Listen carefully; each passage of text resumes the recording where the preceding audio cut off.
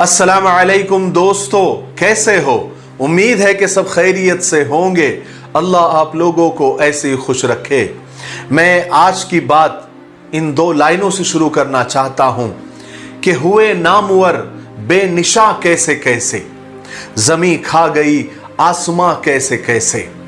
इस दुनिया में हर उरूज को जवाल है, हर दिन को रात है, हर रोशनी को अंधेरा है, हर सुबह को शाम है और हर जिंदगी को मौत है। यहाँ की हर चीज को फना है।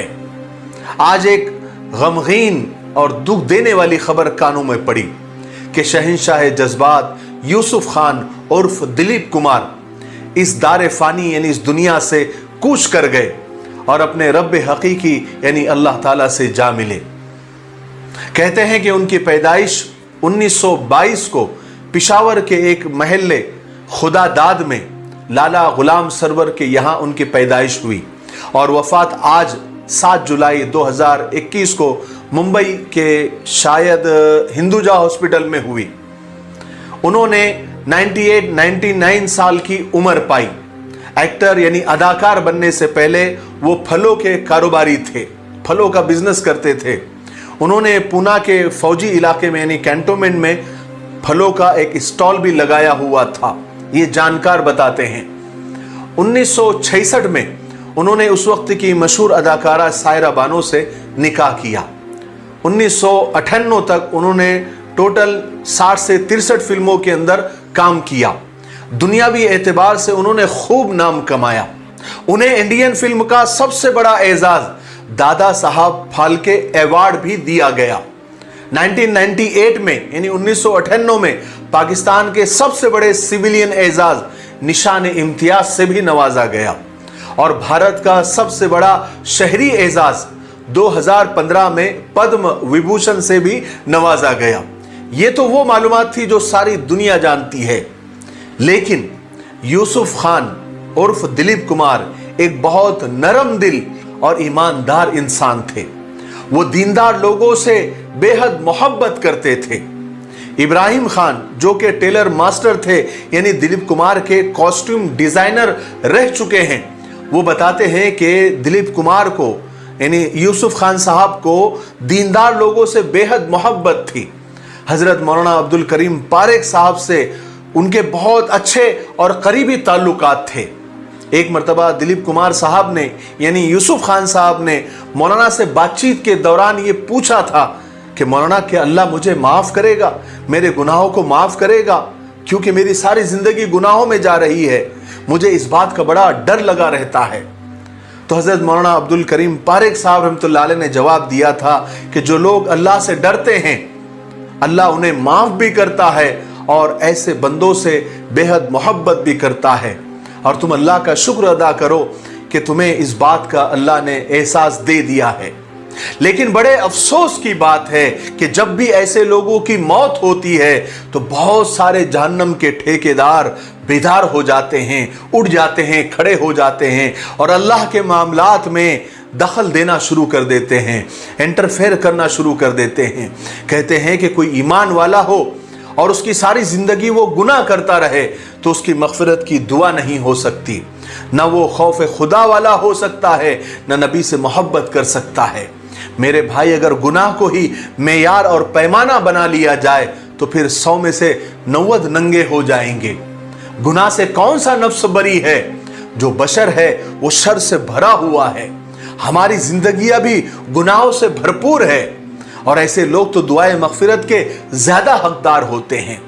और यूसुफ साहब आखिर तक कलमा गो रहे, कलमा पढ़ने वाले रहे और ईमान वाले रहे। इसलिए उनके लिए दुआ करनी चाहिए कि अल्लाह तबारक व तआला यूसुफ खान साहब मरहूम के गुनाहों को अल्लाह ताला माफ़ फरमाए और उन्हें जन्नत में जगह अता फरमाए। देने वाली ज़ात अल्लाह की है, हमको तो सिर्फ दुआ करना है, कबूल करना नहीं करना ये अल्लाह का काम है।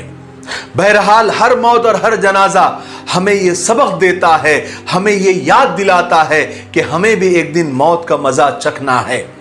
हर जनाजा हमें कब्र की याद दिलाता है, हशर की याद दिलाता है, मीज़ान की याद दिलाता है, पुलसिरात की याद दिलाता है, अल्लाह के सामने खड़े होकर हिसाब देना याद दिलाता है, जन्नत और जहन्नम को याद दिलाता है। हमें हर मौत से और हर जनाजे से सबक लेना चाहिए। मौलाना रूमी रहमतुल्लाह अलैह ने एक छोटी सी हिकायत बयान की है, मैं आखिर में उसको पेश करना चाहता हूं ताकि पूरी बात समझ में आ जाए। मौलाना रूमी रहमतुल्लाह अलैह फरमाते हैं कि एक मर्तबा एक शेर शिकार पर निकला तो उसने अपने साथ लोमड़ी और रीछ को भी ले लिया। जंगल में जाकर शेर ने 3 शिकार किए, एक हिरन का, एक गाय का और एक खरगोश का। जब जंगल से वापस हो रहे थे तो रीछ बड़ा इतरा कर और अकड़ कर चल रहा था कि शिकार में हमारा भी हिस्सा है। शेर रीछ की चाल को भाग गया। उसने रीछ से कहा कि शिकार के मुतालिक तुम क्या कहते हो, तुम्हारी क्या राय है? तो रीछ ने कहा कि शिकार 3 हिस्सों में तकसीम होगा। शेर ने कहा अच्छा, फिर करो 3 हिस्से। रीछ कहता है कि शेर आप तो जंगल के बादशाह है, इसलिए गाय आपके हिस्से में, और मैं दरमियाना हूं इसलिए हिरन मेरा, और खरगोश लोमड़ी का। शेर रीछ की चालाकी को समझ गया। उसने ऐसा पंजा मारा कि रीछ तड़प तड़प के मर गया। अब लोमड़ी समझ गई, वो चालाक जो ठहरी, उसने सारा मामला समझ लिया। अब शेर ने लोमड़ी से पूछा कि तुम बताओ तुम कैसे हिस्से करोगी, शिकार के बारे में तुम्हारी क्या राय है, तुम्हारा क्या ख्याल है? अब चूंकि उसने रीछ की मौत को देख लिया था तो लोमड़ी ने कहा कि मेरी राय ऐसी है कि शेर आप तो जंगल के बादशाह है, इसलिए खरगोश नाश्ते में खा लेना, और गाय दोपहर के खाने में खा लेना, और हिरन रात में तनाउल फरमा लेना। शेर बड़ा खुश हुआ। उसने लोमड़ी से पूछा कि तुमने ये तकसीम कहां से सीखी? तो लोमड़ी ने कहा कि मैंने रीछ की मौत से सीखी। मौलाना रूमी रहमतुल्लाह अलैह फरमाते हैं कि ऐ गाफिल इंसान, तू भी तो कुछ मौत से सीख।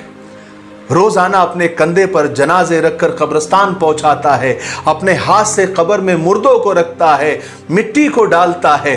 तू भी तो कुछ सीख। तुझे भी एक दिन मौत की नींद सोना है। तेरे अपने तुझसे पहले चले गए, अब तेरा नंबर है। तू भी तो कुछ ध्यान कर, तू भी तो मौत को याद कर, तू भी तो अपने गुनाहों से तौबा कर। याद रखो, कुदरती मौत से पहले हम कई मौतें मर चुके होते हैं। कुदरती मौत तो ऐलान है हर मौत से आजादी का, इसलिए मौत से डरने की जरूरत नहीं है। डरने की जरूरत है तो अपने आमाल से, अपने गुनाहों से और अल्लाह के सामने खड़ा होने से, और मरने से पहले जरूरत है तौबा करने की और अपने आमाल पर, अपने गुनाहों पर शर्मिंदा होने की। एक बड़ी बेहतरीन बात मैंने कहीं पढ़ी कि मौत की शुरुआत यानी रूह निकलने की शुरुआत पैरों से होती है ताकि इंसान भाग न सके, और खत्म आंखों पर होती है ताकि मरने से पहले इंसान अपनी बेबसी को देख ले कि वो कितना कमजोर है, कितना बेबस है। अल्लाह तबारक व तआला हमें मौत की सख्ती से हम सब की हिफाजत फरमाए, और जितने भी मरहूमीन इस दुनिया से चले गए हैं अल्लाह ताला उनकी करवट करवट मग़फ़िरत फरमाए और जन्नतुल फिरदौस में आला मकाम अता फरमाए, और हम सबको ईमान पर खात्मा बिल खैर अता फरमाए। तब तक मेरे लिए, पूरी उम्मत के लिए, पूरी इंसानियत, पूरी मानवता के लिए और हमारे प्यारे मुल्क के लिए दुआ करते रहे। अस्सलामु अलैकुम व रहमतुल्लाहि व बरकातुहू।